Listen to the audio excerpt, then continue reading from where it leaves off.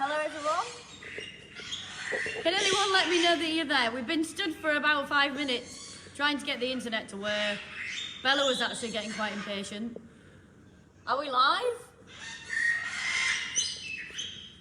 If we are live, please could you leave a comment so then thanks. So then our camera person can let me know that we've got anyone there.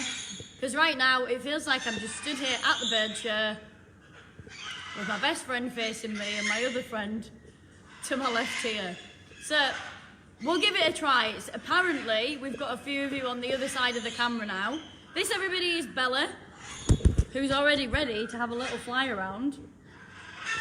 We have been stood for a little period of time, which obviously wasn't the original plan. So let's see if we can get nice and close to Bella. You may even get the opportunity of seeing her up close and actually looking at the camera, which is a very rare sight. I'm hoping that that looks like a pretty amazing shot. So whilst you're looking at Bella, I'll tell you a few things about barn owls. They have a heart-shaped face, or it's referred to as a facial disc of feathers. If you look at the top here, she's only having a nibble. This isn't anything to ever concern anyone. At the top of her feathers here, it dips in like a little heart almost. And those feathers around their eyes and obviously their mouth draw the sound in towards their ears, which are well beneath the dense feathers, so all the lots of different feathers on either side of their head, because their ears are here and here. Now, when I'm pointed to that side, they aren't exactly there, and actually the left ear is higher up than the right ear, which means that when sound goes towards a barn owl's body, it actually approaches them in different directions. They can take it in at different levels and to a certain extent different directions. They have very, very sensitive hearing indeed. It looks like she's ready to pounce already. It's getting close to dinner time. I think you can probably all tell that. So, I've told you about their hearing. They are said to have the most sensitive hearing of all animals. That's something I probably would suggest researching. From the research that I've done, it is stated by the Barn Owl Trust, if you want to check out that website, that they are said to have the most sensitive hearing of all animals.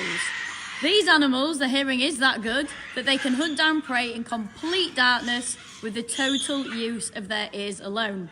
Simply listening for the prey, so animals such as mice and voles, other animals as well, but we'll focus on those. Rustling around in the undergrowth, they pinpoint their location and of course then pounce on them. Now, barn owls have very long legs. Is there an opportunity to show you? Not really. You get a little bit of an idea of the height there. Obviously they're bent in here. And that's to help them when they're catching prey, when they're about to pounce on it through the undergrowth. And although they're rather small, well, sit still now please, Bella. Although they are rather small compared to other species of the larger types of owls, they do, of course, take their food down using their feet, which are called talons. And they do have quite a strong grip for the size of bird and the size of feet that they have. They'll actually kill their prey using that grip rather than it being anything to do with their beak. They just use their beak to, if they need to tear food apart, and of course to help them swallow food. And they are capable of swallowing a mouse hole if they really want to. We'll go for a little walk around, just so Bella can get a feel for the arena whilst we're in it, all the different sights and sounds. She obviously is very used to flying out here in the show, and that's not something, unfortunately, we can do today, because we are on limited staff with the current circumstances, but of course that's why we wanted to do a live for you all. Now, they are truly amazing animals. There's so many different things I can tell you about them, and I'll be honest, barn owls are the one species that I do love to talk about. We're being a little bit of a fidget, so we won't go on for too much longer, because we'll pop her in for her dinner. But the few other points I'll tell you is that they have what is known as tubular eyesight. Sounds really complicated. It just means that their eyeballs stay in a fixed position. So unlike a human that can move their eyeballs around, a barn owl can't do that. That's why you do see Bella turning her head a lot. When she's wanting to look in a different direction, she actually will turn her head and again isn't able to actually turn her eyes around. They have a silent flight that helps them catch food. So when they're hunting around in the wild, the prey can't hear them coming. Very important, because obviously they want to be able to hunt going completely unnoticed. They also need to be able to pounce on that prey. So they really do have a true opportunity to catch it without it hearing them and obviously running off and hiding.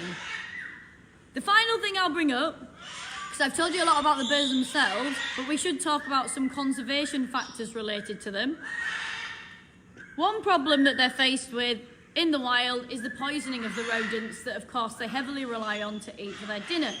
Unfortunately, humans don't want them around their housing, farmland, so we do poison them, which then, of course, if a barn owl eats a poisoned, or any other bird of prey, a poisoned rodent, can we sit still? If a barn owl does eat a poisoned rodent, they're going to get poisoned in the process.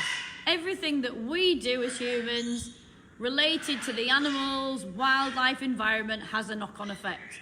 You put a balloon, a helium balloon, out into the environment, something is going to get tangled up in it, or it's going to cause some sort of problem. Whatever we put out there will affect the wildlife and, of course, the rest of the environment. So it is something really to consider. The last thing I'll say is, unfortunately, cars are another issue for them, because when they're actually generally swooping down near roadsides, across motorways,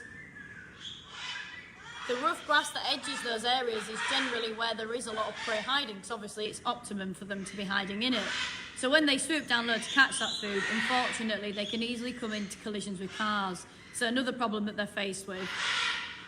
Some farmers have actually been encouraged, and I know there's quite a few that do it, to keep certain areas within a field with the rough grass, not necessarily that are anywhere near roads, so they have that opportunity to have that prey there, and obviously so then they can hunt their dinner. Now, I've mentioned she's been a bit of a fidget today, but we were stood here for quite a lot longer than what we planned, trying to get the internet going. So we're going to pop Bella away for her dinner.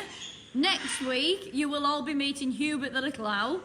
We'll try and make sure everything's running smoothly before we get the camera going again, so we can obviously have a bit more time with you all.